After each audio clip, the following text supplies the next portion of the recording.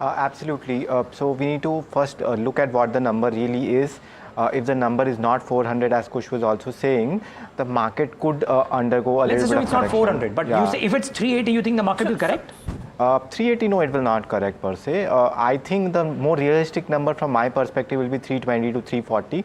The market will cheer it because from a longer term perspective, we need policy continuity. Policy continuity is really very important, and that will come only if the NDA is in a proper majority per se. So Aditya, on that 320, if it's he said 320 to 340, if you're looking at 320, and then the question again starts or begins on what the BJP standalone number is, which was a question which nobody was talking about post the exit polls, right? That had become moot. Now, once again, these are leads. The seats are counted in a staggered fashion. So all of those disclaimers aside, if the BJP number lands up at 303 where they were in 2019, maybe a little below, but above the 272 mark, would that be seen as a negative for the street? Yes or no? No. So if the BJP has a majority on its own, the market will sense that they have the power to make all the policy decisions and also some big decisions that may be needed for investing more into the economy. Well, they've crossed the NDA has crossed the 272 mark on our screens right now. Sorry, I interrupted you. Just wanted to mark that. So the NDA is forming the next government. And they've crossed the halfway mark on our screens just 40 seconds before pre-open. We'll wait for that to, of course, bolster and bump up as all the seats are counted. But yes, please continue. So a major disappointment will be if the BJP on its standalone does not cross 272. That will be a major disappointment, and I feel that could be a trigger for some bit of market correction. But let's wait and watch. And I feel what the street would be watching for is the UP outcome and the Bengal outcome. If the BJP is able to make serious inroads into Bengal, then it will be taken really very positively by the street.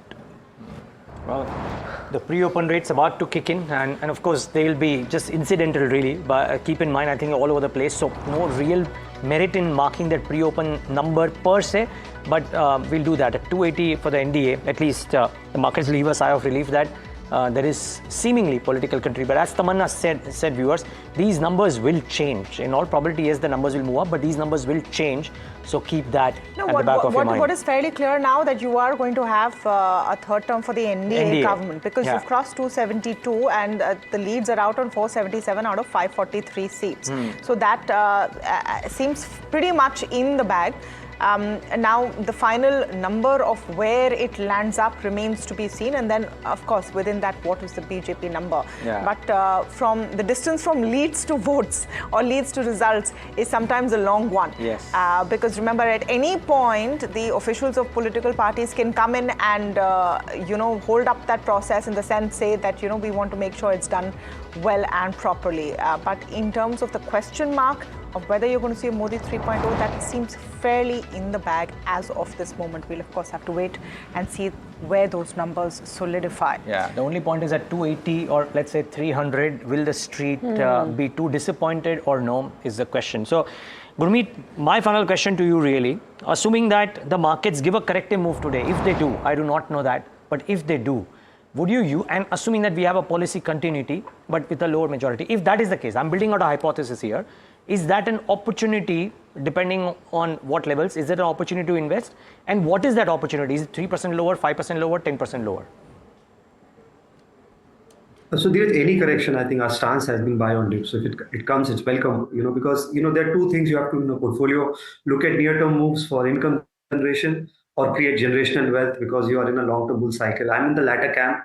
Even if you see from 2014, look at the way, the solar capacity was ramped up by 25, 30 times. See the number of, electrification done, the money allocated to. So actually, if you see solar panel companies, energy companies going up 4, 5x, you see the spend which has happened over the last 7, 8 years from a policy point of view. If you see railway stocks doing well, see the metro coverage for, of leading cities in India. It's almost 3x now. See the number of Vande Bharat trains if you want to track Titagarh or Jupiter. So I think, from my point of view, I think we are in a capex cycle.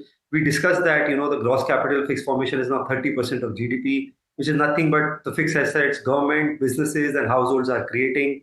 And I think I would look at more policy announcements, what the government wants to do over 5 years on different areas, whether it is water, whether it is energy, whether it is the infra work, and I will then position myself for longer cycle. Near-term hiccups, most welcome. I mean, it's a good opportunity as long as the BJP, as Aditya also said, on its own, if it crosses 272, it doesn't matter beyond 1 or 2 years here.